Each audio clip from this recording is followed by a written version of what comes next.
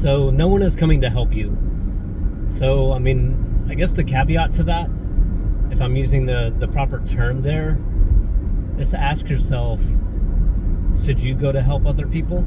If no one's coming to help you, should you go to help another person? And my answer to that is, it depends. It depends. Is somebody trapped in a burning vehicle and you know nothing about this person whatsoever? I mean, a life-saving measure in that situation, right? Someone wrecked out, someone crashed out, 100 yards ahead of you. By the time you get to the car, the shit's on fire and you can see somebody inside struggling to get that fuck out, right? Maybe you should help. I probably would. I mean, but that's just me. I would probably help in that situation. So let's go to the other end of the spectrum, okay? You're, coming out of a restaurant with your family. You're minding your own business. You just had a good meal. Everything's great in your world, right? Then you hear screaming and yelling and people just carrying on. And you look over, and maybe a few cars down from where you're parked, some guy's over there just beating the shit out of his girlfriend or his wife, right? I mean, just slapping her around, maybe slinging her to the ground, maybe he's kicking at her, maybe he's throwing his keys and shit at her. Should you help? And my answer to that, and to be honest, right off the bat, I don't give a shit what you think or what you might say as far as, oh, well, you're a coward. Because I'll tell you right now, I wouldn't help, okay? That's not my fucking business. I'm going to mind my business, and I'm going to tend to my tribe, and I'm going to take care of my world, okay? I'm not going to go over there and intervene in someone else's bullshit. Because you know what happens when that happens? Dude, both of them will turn on you, okay? Watch any body cam video or dash cam video from police officers that respond to a DV incident, a domestic violence incident. Dude, they'll go to arrest the husband that literally just beat the brakes off of his girl, and that girl will start attacking the cops, So, no, I wouldn't help. And to go back to what I was saying a second ago, if you want to call me a coward and all that, then that's fine. I don't give a shit, because I know what I am, and I know that I'm probably the furthest thing away from a coward, okay? If you've watched any of my other videos, I think it's probably safe to assume that I'm anything but a fucking coward, okay? But what I am is smart. I do not know that chick that's getting her ass whooped. I don't know that dude that's whooping her ass. I've never seen them, and I don't give a shit about them because they are not in my tribe, okay? They're not in my tribe. And you need to figure out, what is your mission throughout the day? Your mission should be to make it home alive, to make it home unscathed, make it home to your family, right? I'm not going to go over there and literally put my life on the line for some chick I don't know. Maybe he just caught her cheating, okay? Maybe she stole his credit card while he was at work and like maxed out the $35,000 limit, on nails and hair and fake eyelashes. Who knows, okay? I don't know, and I don't care. It's not my business. I don't know why he's beating the shit out of her. I don't know what she did. I don't know what he did. And again, I don't care. I'm not going to put my life in danger because my mission is to make it home unscathed to my family, mind you, right? I'm not going to go and get involved in someone else's stuff, especially when there's already violence involved. Tempers are already heated. There's already fists flying. I'm not going to go in there and try to, hey guys, man, you shouldn't be fighting. This is an Applebee's parking lot. Ma'am, are you okay? Sir, you are just the biggest jerk. I saw you laying your hands on her. You are just an asshole. Dude, you're going to get your ass stabbed. You're going to get your ass shot.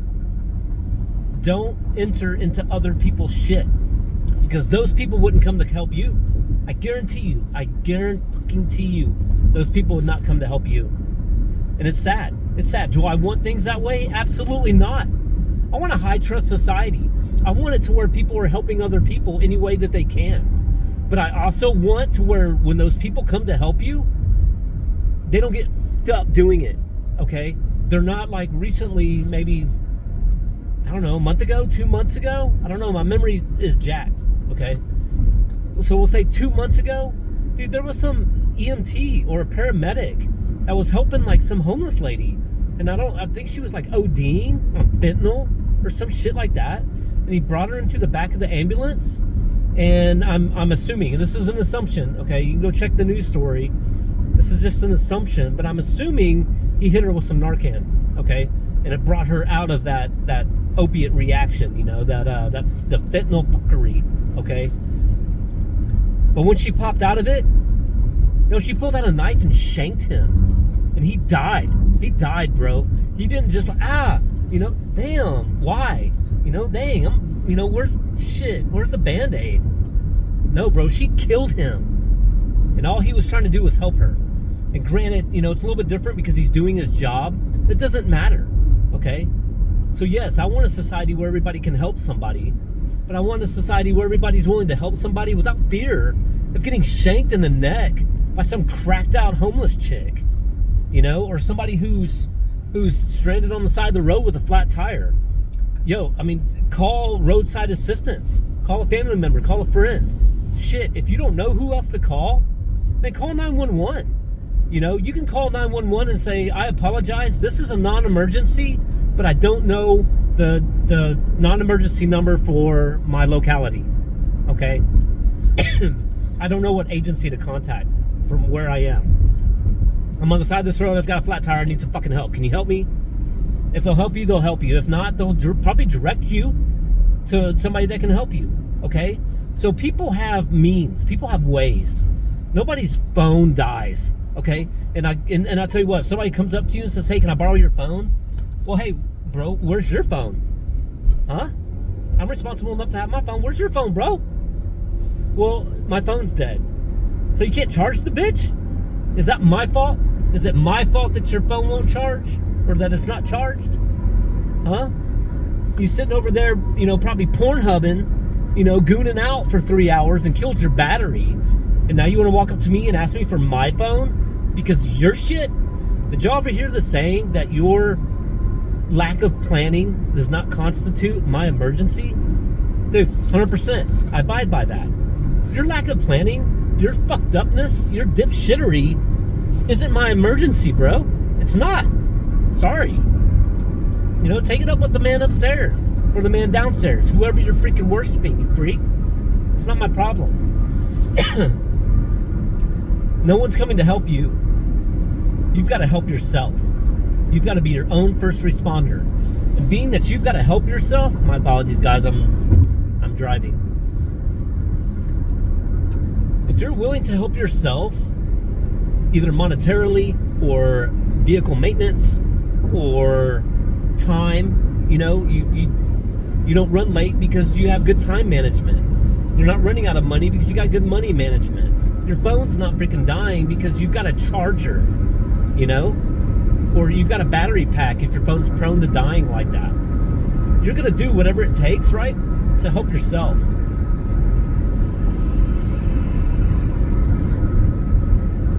Because nobody's coming to help you. So the flip side of that is you've got to ask yourself, not only do you have to know that nobody's coming to help you, on the flip side, ask yourself, are you going to help? And my answer to that again is, it depends, right? Depends on the situation. You know, if you're just some family and your kid slips and falls into the pond because he got too close to the water and he's drowning, and for some reason nobody else can help him, or they don't notice or something, well, fuck yeah, dude, I'm gonna help out, right? I'm not an asshole. I'm not a douche, you know, but I have to remain a little bit selfish. If you're in any kind of violent situation, you're getting robbed, someone's holding you at gunpoint or knife point. Now, unless I've got a clear shot in that moment, my backdrop is good, there's not a lot of crazy shit going on, I've already had the time to process the before, during, and after, because you're getting robbed, okay? You're going to give your police statement, and you're going home. But if I put a 9mm through somebody's ear, dude, that's paperwork for me. That's attorneys. That's talking to the police and the detectives and the DAs. Now I've got to deal with that person's family, right?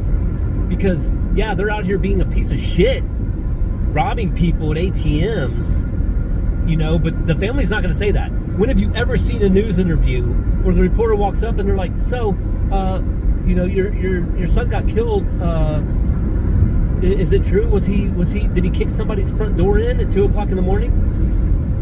No, he was a good boy. He never did anything like that. You're the news. Show a picture of him when he was in, 5th grade, looking all nice and sweet. Don't show a picture of him now looking all cracked out and fucked up to the point to where he's got to kick in people's doors to steal their shit. I've got to deal with that family. That family's going to try to sue me because I just whacked out their freaking family member, right? You've got to think about all this stuff. All this stuff. Again, go back to the video about speeding up reaction time and motor time and response time. Now, granted, the response time overall doesn't count here. Okay, it's the reaction time. I'm reacting to a stimulus. Okay, so I've got to take time to process all this. And I've got to be good at it. And it's got to be in a timely fashion, right? If I see something like that going down, I've got to run through all this stuff. And that guy could be, just that one, hey, take my money and go. And they take off and bail. What about that one person that hesitates? And that criminal piece of shit starts jabbing them in the chest. How much time do I have? Moments? If I'm lucky, maybe a second or two. About enough time as it would take me to clear my garment, draw my pistol, and get rounds on him. Dude, I've got to go through all this so fast. And then, like I said, I've got to deal with the police. I've got to explain to them why this happened. How I felt that this, even though it was a third party, how I felt that third party's life was in immediate danger. Okay? I've got to deal with the family. I got to deal with attorneys. I got to pay out all this money and spend all this time. I might lose my job, right? Being that I just blew somebody's head off in a bank drive-through could freak my wife out. My wife could leave. My wife could take the kids. I'm going to lose my job. I've got to live with that for the rest of my life. When all I had to do was maybe walk away, observe and report, pick up the phone, call 911. Hey, there's a guy over here, in a blue shirt and some whacked out, blue jean shorts, robbing some old lady in an ATM at knife point. This is what he looks like. This is what he's wearing. This is the direction he's heading. This is all I saw. That's what's up. Please respond as quickly as possible. Thank you. And then I get in my car and I go home to my family and I complete my mission. Okay? So you've got to think about these things. Think it through. I'm probably going to add this and I'll put it under the no one is coming to help you, because what I failed to mention in the tribe training manual is, like I said, the flip side of that. Should you help? If no one's coming to help you, should you go help others? Leave it at that, right?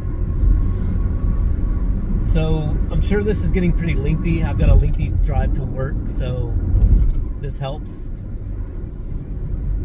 But you really have to go through that. You have to go through that whole process and just ask yourself. And you don't have to wait till you're in that moment. You think me sitting here right now talking to my phone while I'm driving to work, I haven't thought about what I would do in a million and one different scenarios, from me standing in line at a gas station to buy my son a pack of Skittles, and some asshole rushes up behind me and points the gun at the clerk. I've already run through that. This is going to be in the training mindset section of my videos. And, somebody getting robbed in an ATM, and I just happen to be there. An active shooter at a freaking mall. A disgruntled employee that got fired from their $7.50 an hour job washing dishes at freaking Rosa's Cafe is all disgruntled and comes in there and starts shooting the place up. I've thought about this shit. That's part of the situational awareness. It's almost like a pre-situational awareness, okay? I've already thought through the situation, in the situation that I would need the situational awareness. I know that probably doesn't make any fucking sense, but as these videos continue, it'll make sense. And yeah, maybe I'm a little bit crazy. I don't care, because what I want to do is survive. More importantly, I want my family and my kids to survive and to be able to survive, because I'm not going to be here forever. Pretty soon, I mean, shit, I'm almost 50 years old. How much longer do I have on this rock? I'll be in a box. You know, I'll be an incinerator. Or what I really want is my kids to take the time and build a little simple wooden boat, put my body on that boat, cover me with brush, set me on fire, and push me out into a lake. That would be fucking awesome. But it's going to happen at some point. So I want them to be able to survive this place. Because these people that are around you on a daily basis, and granted, some of them are just fine. Some of them are good people. But man, you have to assume. If you're swimming in the ocean with a bunch of fish, you have to assume that there might be a shark, okay? And you can be around a million little, clownfish, a million little Nemos, and everything's fine. It just takes that one tiger shark to bite your shit and for you to bleed out in that water. Okay? Think things through. Do you want to get involved? Are you prepared? You don't know that. Is it messed up that this guy's holding this old lady up at the ATM? Well, fuck yeah, it is. What kind of asshole would you have to be to not realize that, right? But is she your tribe? Let's say he takes her money and runs away, and no one's harmed. That's it. Let's say he stabs her to death right in front of you. Dude, that's messed up to see, okay? Right?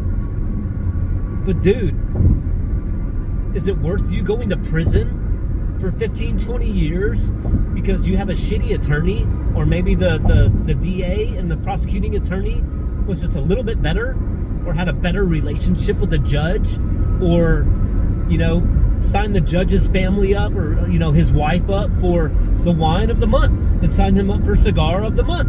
And so, they had a little bit of, to where they could talk behind the scenes and say, hey, yeah, this is probably a cut and dry self-defense case, but, I kind of need a win here, bro.